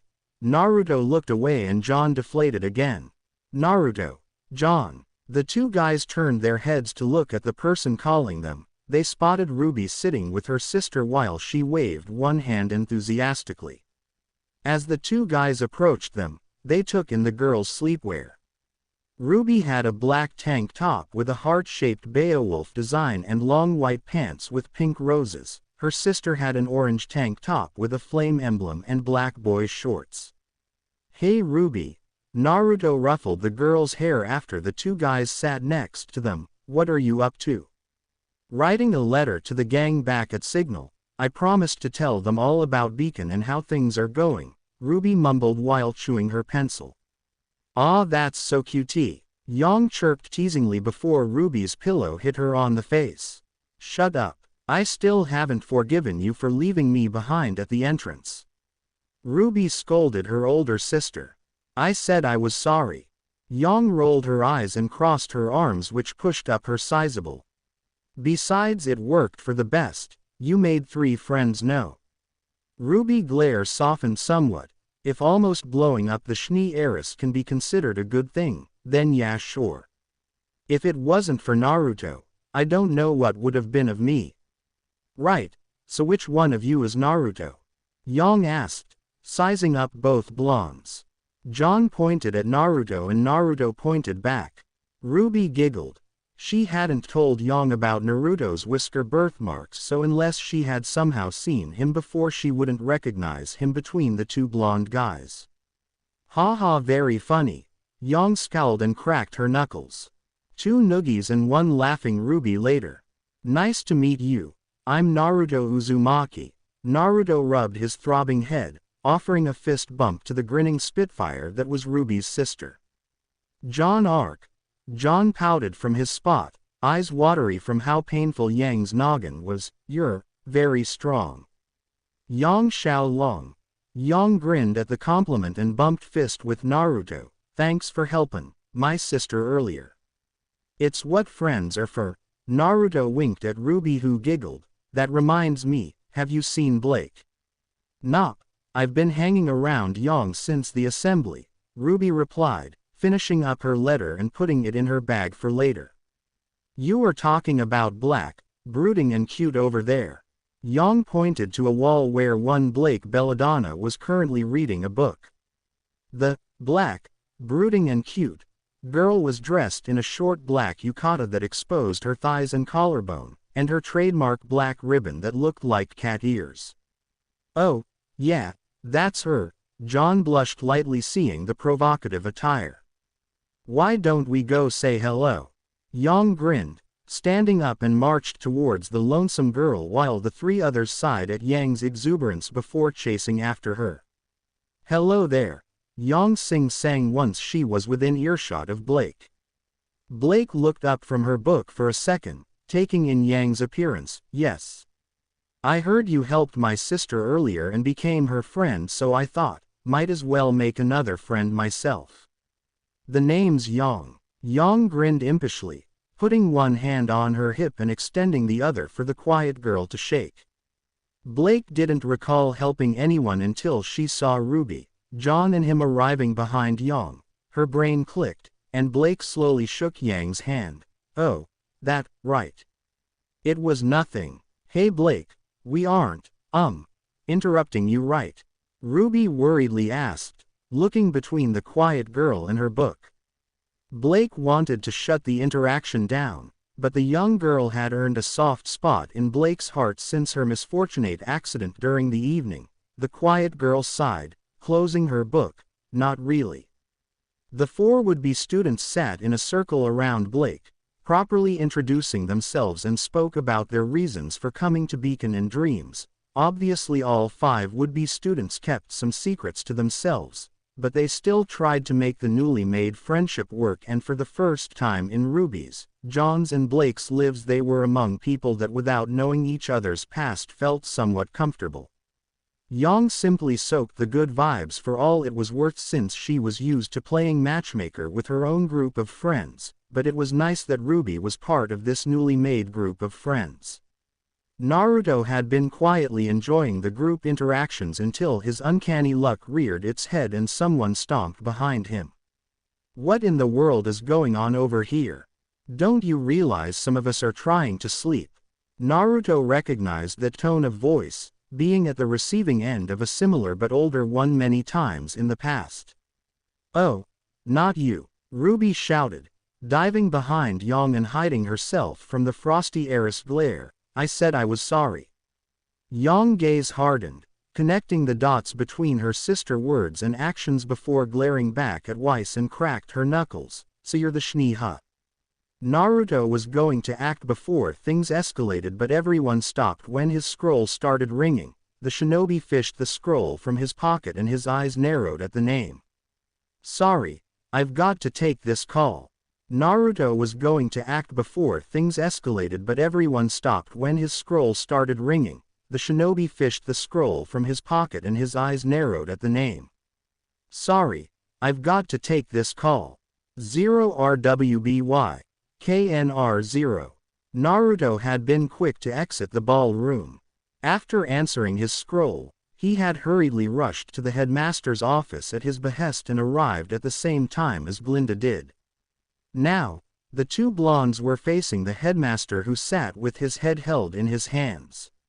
What do you mean there's a malice nest in Emerald Forest? Naruto smashed his hands against the headmaster's table. I sent the teachers to prepare the relics for the initiation test, and Professor Peach informed me of an anomaly near the ruins. I went to investigate after the assembly to confirm her words. Ozpin sighed deeply, straightening his posture but still scowling. How is it possible for a malice nest to be formed in such a controlled environment? Glinda chewed her thumb's fingernail. And controlled Emerald Forest was, since it was the hunting grounds for Beacon students and teacher alike. Every 2 weeks the certified academy members would scout the entirety of the forest to control the population of Grimm infesting the area and take out any of the aggressive species. I have a theory. Ozpin pressed a button on the digital desk. The 2,000 holographic papers of the students were displayed. It's the first year Beacon Academy has received over 500 applicants in 1 year, and most likely the absurd quantity of emotions converging in one man-made Grimm nest set the carefully maintained balance off. It's possible. Naruto's personal knowledge of Malice Nest allowed him to confirm Ozpin's theory. Emerald Forest certainly fulfills various requirements for the creation of one, when was the forest last scouted? Exactly a week ago, but there were no traces of anything unusual, Glinda replied. So, it's still a maturing nest. Good, Naruto nodded to himself. Ozpin, we should hold the initiation off until the malice nest is taken care of, Glinda supplied. We can't. Ozpin shook his head. Halting the initiation will only cause confusion among the students and fuel the negative emotion to the nest and accelerate its development. As it is now, it seems to be a week old, but if we wait any further. Naruto grumbled.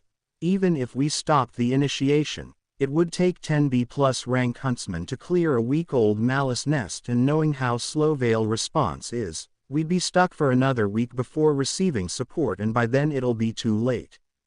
The three went silent after that, thoughts on how to take the situation bouncing in their heads, but no easy solution came to mind. If the nest is anything below a week old, there's a chance the test can be completed without waking up the malice cores. Naruto metaphorically threw the thought onto the table. But what if it wakes up? What would we be dealing with? Glinda asked, concerned for the students' safety.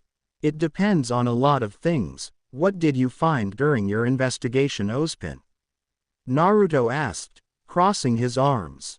The forest floor has caved somewhat. The trees lost some of their color. The giant species we keep are also avoiding the area west of the abandoned temple. Ozpin recalled off the top of his head what signs matched the descriptions of nests from previous reports. So, most likely an Earth-type core then. Naruto frowned. That's good. Those take the longest to mature since they need to absorb equal amounts of life force from nature and negative emotions. What if we add a new rule and forbid the students from approaching the west side of the forest? Glinda added another option to the deck. Ozpin hummed, almost accepting the idea, but before taking a decision he needed more inputs. As an expert on the matter, what do you suggest, Naruto? Naruto thought hard, his personal knowledge flooding his brain as he quickly calculated all possibilities. An Earth-type malice nest took 2 months to fully mature on its own, 1 month if it was fed negative emotions at a constant rate. There were 2,000 students and at least half of them were going to be feeding negative emotions during the night and the test to the nest. If the abandoned temple Ozpin had chosen to place the relics was far away enough from where the Earth core was located, then there was a big chance that the initiation test wouldn't trigger an early awakening of the core. Unless someone things up, 2,000 students would be roaming the forest, and Naruto wasn't privy to the details of the test yet, so no telling how high the stakes would be and what kind of pressure the 2,000 would-be students were put under. What kind of test are we taking? Naruto needed to know. 24 hours relic retrieval, no interferences, Ozpin replied. Seek, obtain, wait. Naruto could work with that. As long as nobody royally up in the west side of the forest, then we can deal with the nest after the initiation is over. So just make it clear that after obtaining the relics the students have to stay over the east side and we'll be good, Naruto summarized his thoughts. And if things go wrong? Glinda needed to know the risks and prepare for the worst-case scenario. Ozpin may be an optimist and believe in the best of everyone, but Glinda Goodwitch was a realist, and she wouldn't allow beliefs to be the safety net of her future students. I'll take care of it. Naruto cracked his knuckles. If it was a fully grown nest, I wouldn't risk it, but since it's one so young, I should be enough to take care of it. Glinda sent a scathing glare at Naruto. You're playing the hero.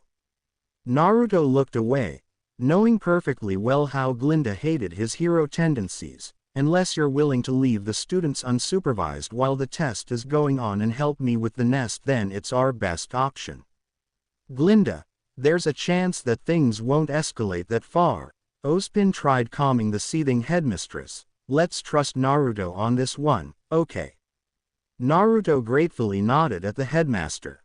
I don't like this. Glinda crossed her arms sighing, and I know I won't be able to stop either of you.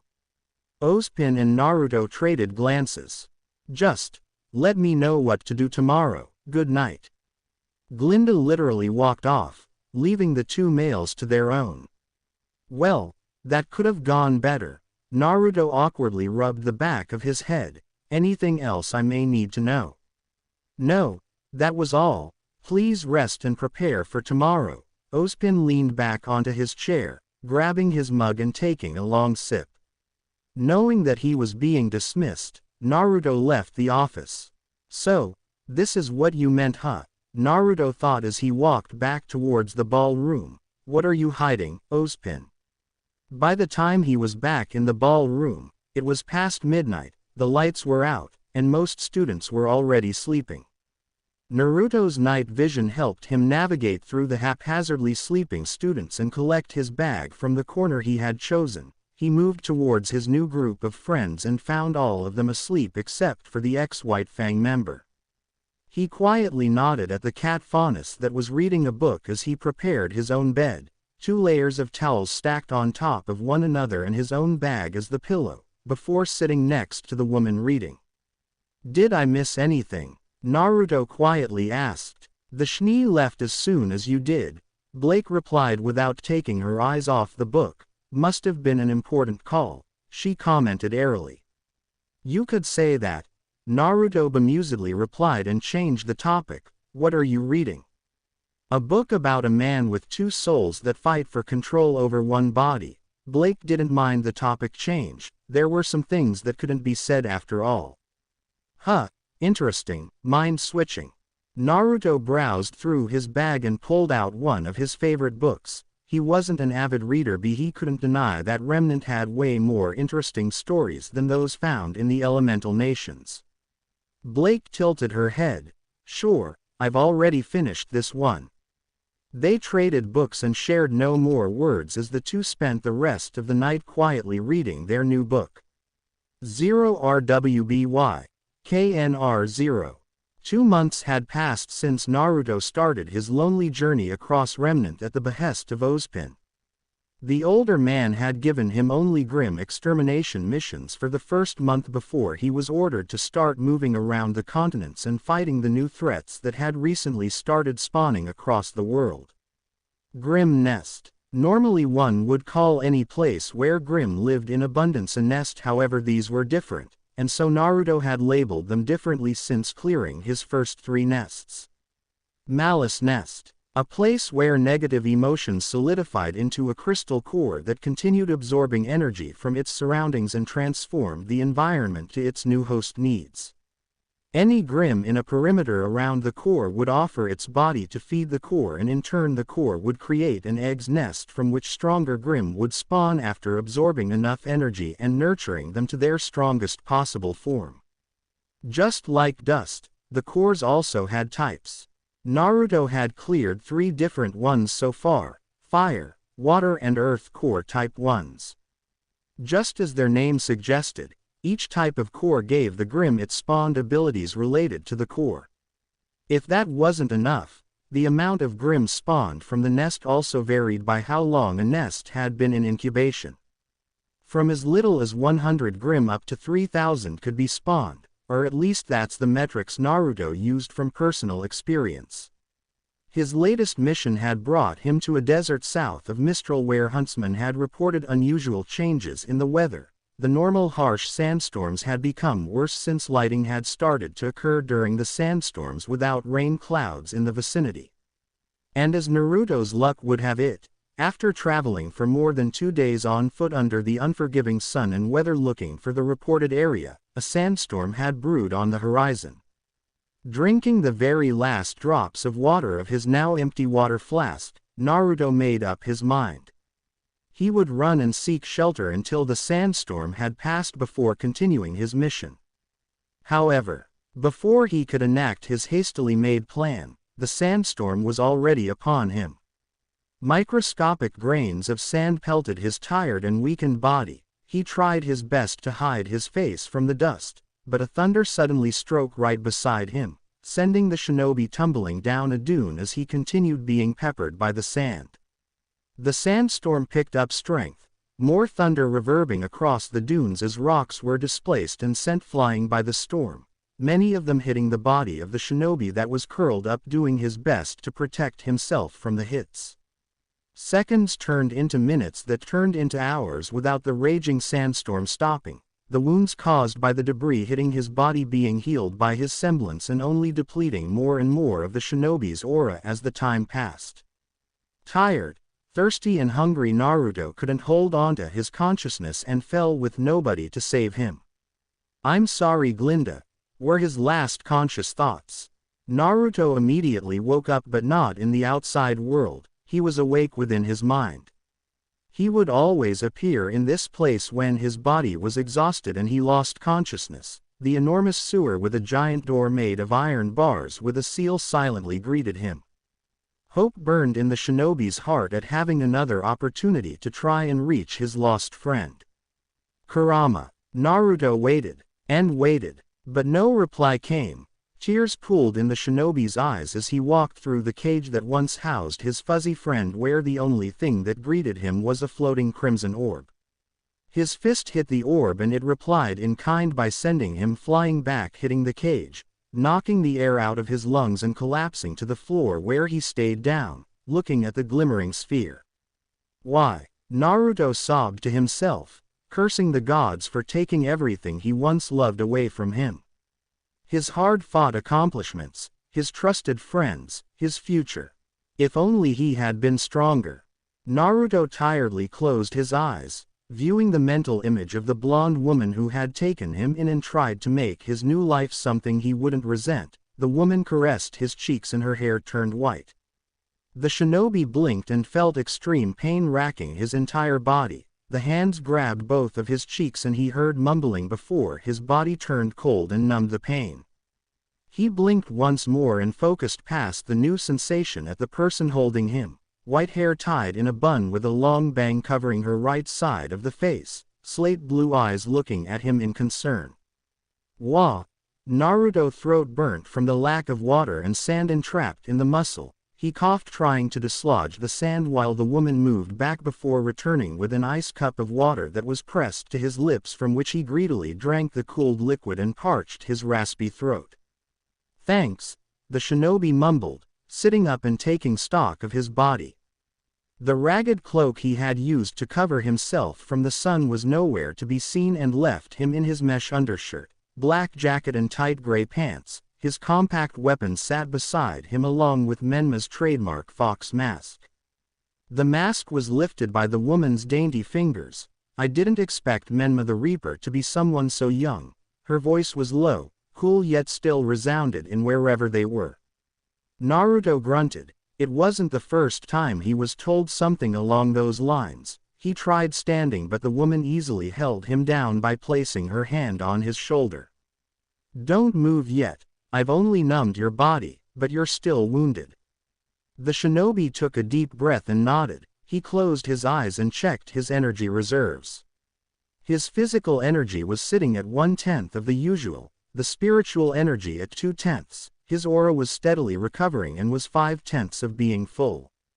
As for his last source of energy, the malicious energy within him was full. Without hesitation, Naruto controlled the foul energy and fueled his semblance with the potent force behind it. The passive regeneration of his semblance was jump-started by the rush of energy and worked on restoring his body to top conditions. What felt like seconds but were several minutes passed before the shinobi's body was healed and only the stiffness from not moving for so long remained. He turned to the white-haired woman who was staring daggers at him while eating a ration bar. "Where are we?" the shinobi asked, looking around curiously before catching the ration bar that the woman had half eaten. "When my general told me that someone capable would be my companion for this mission, I wasn't quite sure what he meant," the woman started, standing up and dusting her pants. She was tall with a regal posture that seemed natural on her, dressed in a white long-sleeved coat buttoned at the collar, parted open at her chest and clasped again at her waist before opening to the sides and fell to her ankles. Beneath the coat was a pleated sleeveless blouse and a dark blue waistcoat. Her white trousers were tight on her long legs, which the black garters she wore as accessories dug into her thighs and went down to her gray thigh boots. Imagine my surprise when I get a message telling me my partner was on his way to this nest. thing by traveling through the desert. The woman spoke again, fishing her scroll from her inner coat pocket before displaying the shinobi a faraway picture of himself. Naruto frowned, not taking kindly to being ignored by the woman but withheld from speaking on it since she was the one to take care of him instead. He looked around while the woman continued. They were in a tunnel underground if the ruin-like walls at either side of him were any indication. When this supposed partner was nowhere to be found at the rendezvous point, I was about to start the mission on my own when I noticed the sandstorm. Then I reread the message and guessed that you must have gotten stuck by the sandstorm. The shinobi gathered his compacted weapon and stood up, stretching his limbs while the woman continued her rant. So, being the merciful woman I am, I went inside the sandstorm and by using my semblance to keep myself safe I walked around for a bit and found you curled up and unconscious, but when I tried to move you I couldn't. The woman's eyes narrowed slightly. No matter what I tried, I couldn't move you an inch, so I created an ice dome to protect us until the sandstorm abated. Okay, that explains how you found me and thanks for the help, but how did we end up here? Naruto pointed at the underground tunnel. That was the first time he met the Shini's equally uncanny type of luck as his. That happened after I created the dome. The sand beneath us gave away and we fell through a series of tunnels that I covered, or we would have both died buried beneath tons of sand. The woman brushed the only strand of hair on her left side. Naruto nodded, satisfied that she didn't take so long to respond this time. Guess introductions are in order then. I'm Menma. Naruto offered his hand. And I am Winter Shini. She clasped his hand. After their introductions were over, the two started aimlessly walking the underground tunnel for the better part of an hour. While they walked, they discussed their skill sets and how best to employ them if they were to work together to clean the malice nest. The shinobi learned of the Shini's incredible semblance, the Shini glyphs, a hereditary semblance that gave her the ability to create glyphs of aura with different effects that also varied with the dust she infused the glyphs with, giving her an extremely versatile ability set that augmented her high battle prowess to incredible extents. After hearing that her glyph affinity was ice, he jokingly stated that he was the Krieg to her Blitz. They rounded a corner that turned the tunnel into a massive chamber where several eggs numbering in the high hundreds littered every spot on the floor, walls and even ceiling. The eggs were connected by thin dark tendrils from which lighting seemingly traveled through and made the eggs pulse. Naruto's eyes widened realizing they had literally stumbled upon the nest, and he turned around to warn his partner only to find the woman curiously poking one egg with her boot. The egg cracked open, spilling a thick green substance before the incomplete head of a Beowulf appeared from within the crack. The beast was missing an eye and its lower jaw. Naruto and Winter drew their weapons and pointed it at the struggling beast that stopped and looked upwards. The beast howled, the sound bouncing off the chamber walls, and its echo continued down the hall before everything went silent with the incomplete Grim seemingly dying. Everything was quiet for 10 seconds until the Shini did the one thing you must never do, tempt fate. Guess we worried for nothing. Then the rumbling started. From deep within the chamber all the way to their position near the entrance the ground shook precariously. Get ready, Naruto harshly said, taking a low stance with the scythe behind his back. There was another loud pulse which made every egg left in the chamber suddenly crack open. The green liquid from within flooded the floor while countless bestial shrieks sounded as the monsters were liberated from their nurturing prisons. Hundreds upon hundreds of Grim had suddenly spawned inside the underground ruin and only the two huntsmen were there to fight against them. As far as the eye could see there were countless Beowulfs, Borbatusks, Taigetus, Deathstalkers and their smaller variant Deathstingers. Nevermores the size of cars filled the crowded roof of the chamber. And if that wasn't enough, the Grim, which was the reason the nest were named that way, appeared at the very far end of the chamber. It stood at an impressive 40-meter tall height on its hind legs, a torso about 10 meters wide whose scales glowed white at the very center. Its arms were connected to its wings making it look like bat's wings. A wyvern-type dragon. The dragon opened its giant maw and roared, its spawns obeying their mother's will and moved to attack the two huntsmen. Naruto and Winter traded a quick nod before separating in opposite sides of the chamber. Naruto went left, killing the very first wave of Grim in his path with one swing of his giant scythe, while Winter went right, enhancing her body and speed with glyphs which allowed her to stab the weak spots of the Grim on her side. The shinobi focused on clearing his side of the chamber. 3 Beowulfs charged at him, but their heads were swiftly separated from their bodies before being kicked towards the Nevermores that had tried catching the ninja in surprise. He spun around, dragging the scythe across another Ursai's torso and embedded it within the taijutsu that had tried to eat him whole. More Grim rushed at his back, but their bodies were pierced by multitude of chains spawning from the shinobi's fox tail. The chains extended far, piercing over 50 Grim that had been on his back and covered his blind spot. The scythe twirled again, slicing apart the dead taijutsu and giving him a clear view of the oncoming wave and his mission partner.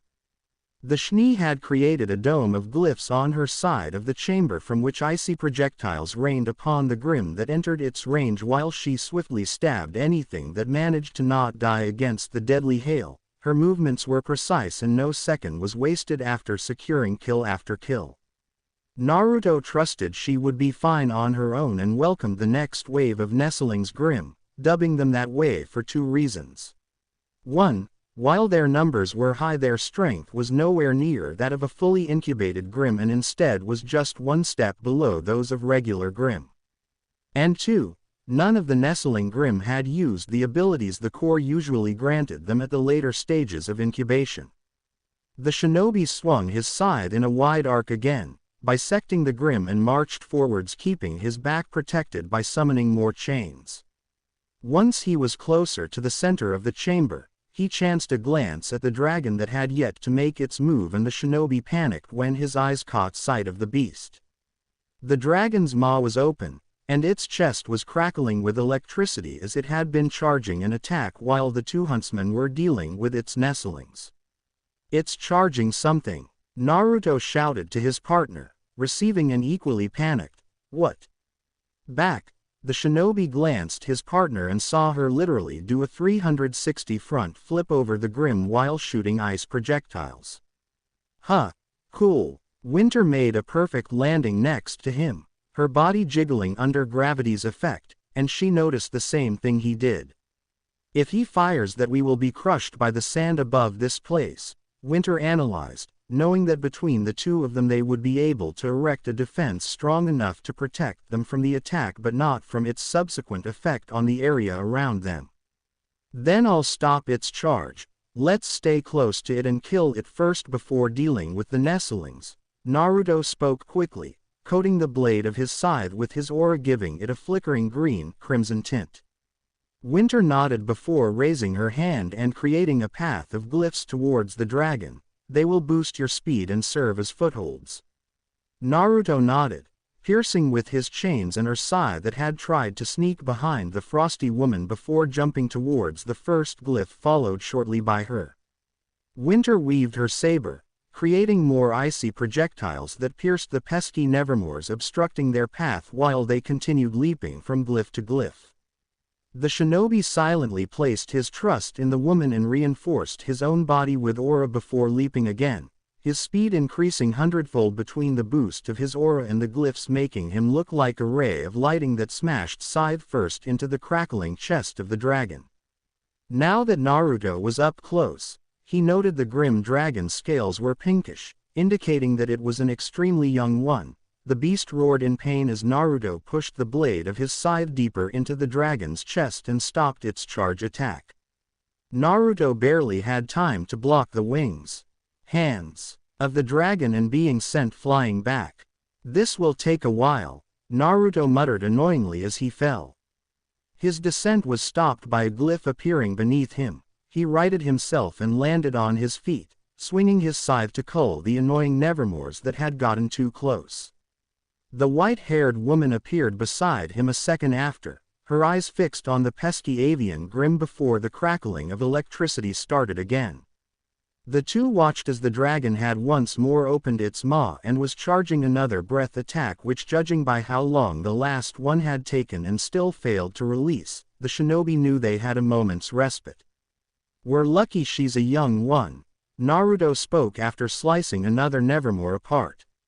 Winter raised an eyebrow. "She. Young." Naruto nodded.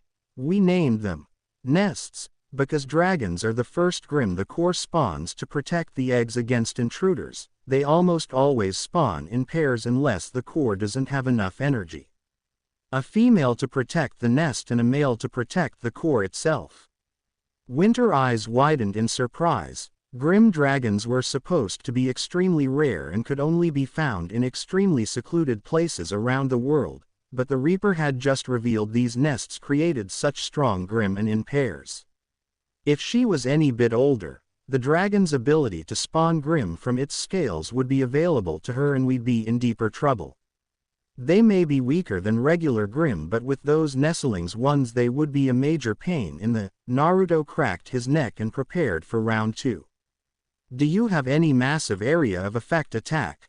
the shinobi asked. Winter withheld the need to ask more information from the whiskered team since it seemed their moment's respite was over. "I have a few, but they take a long time to charge." Naruto nodded, gathering the malicious energy within him. "Good. I'll keep the Grimm's attention while you charge the strongest spell you can pull of and end this." Winter was once more surprised when the shinobi's body was suddenly covered in a foul, dark crimson-like aura from head to toe, and when his eyes turned to her, she noticed they had turned emerald with crimson slits for irises. She regained her wits quickly and gave him a sharp nod. Naruto jumped down, gathering more of the malicious energy within him and steadily releasing it outside his body, which made the Grim act like starved piranhas that had been thrown the juiciest piece of meat of their entire lives and ignored the woman left alone at the ceiling. "Come at me, you mindless beast," Naruto growled, and for the first time he drew the katana Glinda had gifted him with his left hand. Chains sprouted from his shoulders, covering his forearms and circling around both of his weapons. "Come get me," the shinobi shouted and spun once right before he fell onto the awaiting hungry Grim beneath him. The weapons were thrown and swung by the chains holding them, slicing apart every Grim that had been awaiting him before the shinobi landed, creating a crater with his newfound strength. The nestlings disregarded the obvious dangerous foe and attacked, their numbers disappearing just as quickly as they joined the fight, with the shinobi's slowly but surely extending whirlwind of death until the crackling grew even louder, signaling the wyvern's almost completed breath attack. Naruto created more chains from his back that created a protective cage around him before he threw the katana towards the left hindwing of the wyvern and the scythe towards the right hindwing, both weapons easily piercing the Grim's scales and lodging themselves in its body. And the shinobi pulled. To the frosty woman continued surprise, she had a perfect aerial view while she charged her glyph of the whiskered Reaper, literally pulling the giant Grim's body down to the floor, which created an enormous crater when the monster's body smashed against the ruin's floor and its nestlings. Winter was beyond impressed by the Reaper's prowess as the boy continued to manhandle the wyvern and protect himself from the ravenous Grim trying, and failing, to devour him. Her aura suddenly dropped to the critical levels as the glyph she had been charging expanded in size, covering the entirety of the chamber's ceiling. She had no strength to warn her partner of the attack. Winter whispered the name of her strongest spell and trusted in Menma's abilities to get himself to safety before he was hit by the spell. Cocytus. The spell made no sound, but it was easily visible for falling like a waterfall from within the glyph's bounds. A light shone as the spell rained its divine retribution, freezing everything in its path. The Nevermores were the first to be frozen, yet never falling as the giant block of ice continued its path. The back of the giant dragon was the next to follow, freezing the beast in place, and next were its nestlings at the ground. Everything was entombed by the spell, creating an enormous block of ice. 3 seconds after the glyph dissipated, the giant block of ice shattered into microscopic pieces, and everything entombed within ceased to exist. A pool of darkness formed on the now empty floor of the chamber from which the shinobi bubbled outwards, catching his breath. The moment the light had shone down upon him, he knew he had to GTFO the way from the deadly attack. The frosty woman faltered, which caused the glyph sustaining her airborne to dissipate and left her falling in a panic, but her fears were unfounded since the shinobi caught her in his arms. "You, okay?" Naruto asked after sensing the frosty woman's aura reserves were in the critical. There was a second's pause before the shini's face flushed slightly. Yes. As his own kind of uncanny luck would have it, the shini had to open her mouth again. Well, that was easy. Naruto was sorely tempted to let the shini fall on her if it wasn't for the rumbling starting anew, the floor, walls and ceiling of the chamber crumbling under the strong tremors and dislodging chunks of stone that threatened to crush the two. "Next time don't say anything," Naruto pleaded with an exhausted look while dodging the falling debris and carrying the giggling shini. The shinobi's own energy reserves were below 1/4 of the total, and if it wasn't for the ocean of malicious energy within him, the two would most likely have perished under the sand and rocks falling onto them. As it was, the shinobi used the malicious energy to create a cocoon of chains that protected them from being crushed underneath the pile of sand and slowly pulled them towards the surface. Once the cocoon had successfully left the sand prison, the two found the starry night sky of the desert with the cold wind blowing eerily. Naruto's senses were tingling, his arms tightening around the woman in his arms as the ground in front of them suddenly bulged upwards and the shinobi leapt back in preparation for what was to come. The bulging sand burst, sending grains everywhere as the second massive grim body flew upwards, creating an enormous hole and revealed its massive frame. Another wyvern almost 3 times bigger than the one they had fought inside and much more developed. Its scales were brown with some tinted black, its wings a darker shade of brown. 2 sets of reptilian eyes fixed on the huntsman, and the grim's maw opened. The beast roared, and within its mouth Naruto saw the nest core crackling with electricity. Then, the desert was illuminated by the lighting breath released by the wyvern. 0 RWBY. KNR 0. Naruto woke up in a panic, his body instincts betraying him, thinking he was back there in the desert. It took his brain a couple of seconds before he realized he was inside Beacon and that night had long since passed. The shinobi took a deep breath, releasing the tension that had gathered in his body. He made to sit up, but a weight on his chest prevented him from doing so. Curious, the whiskered teen glanced down his chest. Half curled on his chest was one black-haired faunus quietly purring. The ribbon normally hiding her cat ears nowhere to be seen in her yukata had fallen further down her shoulders, exposing an ample view of her. Naruto blinked twice. He admired the view for a couple of seconds before looking around and noticed that the ballroom was still covered by the darkness of the early dawn, with barely 10 students up and about from the 2,000 applicants. The whiskered teen decided that he could enjoy the warmth provided by the girl on his chest for a couple of minutes more. While recalling last night, he knew the two stayed up somewhat late reading their traded books, and the black-haired girl was the first to fall asleep with her head falling on his shoulder. At that point he had taken the book from her hands and gently woke her up so she could sleep properly in her own makeshift bed. Naruto distinctly recalled the ex-White Fang member doing as he had told without too much of a fuss before he went towards his own bed, which was far from her own. So how did she end up on top of him? The faunus girl mumbled something along the lines of warm before curling even more on his chest if that was possible. Naruto snorted, realizing that her faunus instincts must have acted up while she was asleep, and searched for the warmest place in the nearby area, and he knew from various sources that sleeping next to him felt like sleeping under a kotatsu. Still, as much as the shinobi enjoyed the feeling of Blake's body pressing down on him, the two had enough drama from their previous accident at the landing strip and didn't need more attention for their precarious positions. Naruto poked Blake's cheek softly, but the girl simply swatted the digit away. He poked her cheek again, but this time she tried to bite it in annoyance. The third time was the charm as her face scrunched up in annoyance and her eyes blearily opened. "Mornin'," Naruto whispered, withholding his mirth as Blake blinked several times trying to get her brain working. "Slept well?" Blake hummed positively, stretching her back like a cat on top of him, which pushed her cleavage onto his face before she sat up beside him, her top open and barely covering her nipples from being displayed. "Not that I mind the show, but..." Naruto sat up, his face ending inches away from the still half-asleep Blake, who merely yawned and tilted her head from side to side trying to stretch her neck. Naruto's face heated up slightly at the up-close tantalizing spectacle. His own instincts almost betrayed him when he caught a whiff of the faunus's natural scent. The shinobi masterfully reined in his instincts and pulled the dazed Blake's yukata back up her shoulders.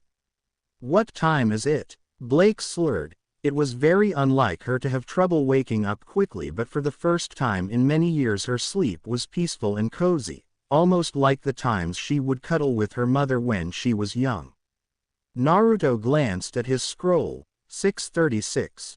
Blake hummed again, rubbing her eyes and looking around the ballroom. "I really liked the book. Do you have any others?" Naruto asked once Blake finished her inspection of the room, to which the black-haired girl nodded and started crawling towards her makeshift bed. Once more Naruto was tempted by the way her hips and supple rear swayed. Blake returned the same way. Her yukata that had been hastily fixed by Naruto earlier was loose and threatened to spill its contents as she crawled back, a new book in hand, which was promptly set on his lap as the black-haired girl sat beside him once more. Now one may not think of Naruto as a person who likes reading, but that was not the case because when he was young, he didn't have access to the library and neither did they allow him to buy books from the bookstores in the elemental nations, so he never had a chance to develop the hobby. The few books he owned back then were ones found in trash cans and often were comics, and in the very rare case, smut books, which he later learnt were written by pervy sage. After entering the Shinobi Academy, he had been more focused on learning how to become a ninja that would become the Hokage than reading the boring stuff about the clans and whatnot. But here in Remnant the literature was different. There were no stories of ninjas, and instead the creativity of the writers was a breath of fresh air that had enraptured him. "This is my favorite one." Blake suddenly cut off his train of thought. "Thanks." Naruto read the title of the book, The Beauty and the Beast. "Take care of it and return it to me when you're done," Blake ordered, her trust overriding her wariness of him. Naruto nodded, pocketing the book in his bag and gathering his things under the curious gaze of Blake. The black-haired girl instincts were trying to tell her something about the way he had acted that morning, but her sleep-added brain prevented her from understanding what it was. Once Naruto was done gathering his things, he stood up and waved goodbye to the black-haired girl with a smile that made her heart ache, and she almost reached out to him but held back.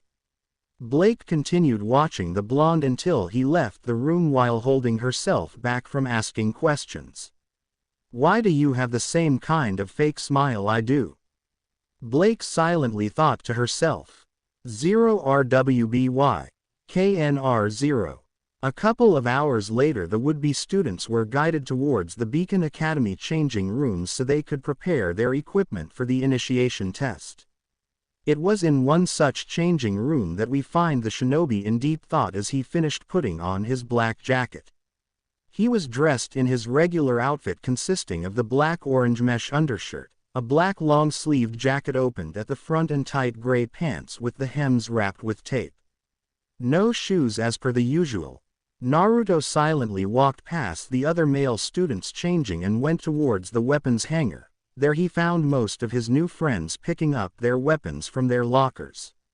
He looked up his locker by the code given to them the previous day and found the one coded U1108 quickly. A swipe of his scroll across the locker panel made the door open and reveal his supposed student weapon. The katana Glinda had gifted him. The visage of the gift made him remember his surrogate sister previous night annoyance at his heroic tendencies. The blonde frowned as he equipped his weapon, securing it behind his waist with his utility belt. He pushed the locker door closed and by mistake, Did it too hard? The clanging of the door made the girl beside him jump. Everything okay? A glimpse of her face and a red ponytail appeared from behind her own locker door next to his. Oh, yeah, sorry. Didn't mean to close it that hard, Naruto replied, rubbing the back of his head awkwardly. You sure? There's still a couple minutes left before the test. Do you want to talk? The red-haired girl hummed, closing her own locker door, and giving him a blinding smile. She was tall, 1.83 meters, dressed in a brown over-bust corset with a vertical light brown strip down the center, a tight A-line black mini skirt, black gloves up to her forearms and bronze greaves that went up to her mid-thigh. She had various bronze accessories like a tiara, a gorget, bracelets among other things. You know, I'll take you up on your offer after the test is over, Naruto offered his hand. Name's Naruto. Pira shook his hand. Dainty footsteps and a someone patting the red-haired girl's shoulders interrupted the two from any further conversation. So Pira, have you given any thought to whose team would you like to be on? Weiss tilted her head adorably with a smile. I'm sure everyone must be eager to unite with such a strong, well-known individual, such as yourself. Weiss laid the compliments thick, trying to butter up the slightly stiff Pira. Naruto would have facepalmed if it wasn't for the princess concerns being legit. From his brief scan of the red-haired teen aura, he knew that she was quite the powerhouse and anyone who ended up in her team would have a wonderful time. I guess. Pira rubbed one arm awkwardly. I was actually planning on letting the chips fall where they may. Naruto almost snorted at the crestfallen look that Weiss displayed for half a second before the princess gathered her wits once more. I see, but wouldn't you like to team up with me? Weiss asked again and Naruto couldn't hold it anymore. He snorted, earning a glare from the princess.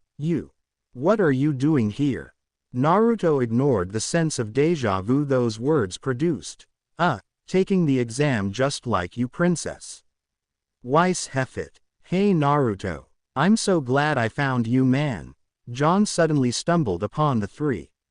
Sup? Naruto gave John the nod. I was told by Ruby that we'll be making teams, so I was wondering if you'd like to partner up. John awkwardly scratched his hair. Sorry to disappoint you, John, but I don't think we get to choose our teams, Naruto replied, patting the now dejected Ark's shoulder. What do you mean? Weiss suddenly appeared beside him, her inquisitive gaze digging holes into his head. I'm sure you know of Emerald Forest being the standard testing place for Beacon Academy, right, princess? Naruto asked, receiving a nod from the princess. Do you think any student would be able to survive there on their own? Naruto asked again, receiving a negative nod this time. So, we'll be making teams in the forest in order to survive. Pira arrived at the same conclusion Weiss did, and John gave her a grateful nod since he didn't understand the implications. Naruto nodded. Oz the headmaster may have other rules set in place, but at least that's what I think will happen. Weiss narrowed her eyes. And how do you know this? Naruto gave her a small smile and placed his hand atop her head, gently patting the surprised girl. Call it a hunch, princess. To the surprise of John and Pira, the white-haired princess didn't lash out at the shinobi's hand. All first-year students report to Beacon Cliff immediately. Again, all first-year students report to Beacon Cliff immediately. That's our cue. Naruto, under the memories of an old promise, grabbed the princess' hand and gently pulled her along without any resistance whatsoever.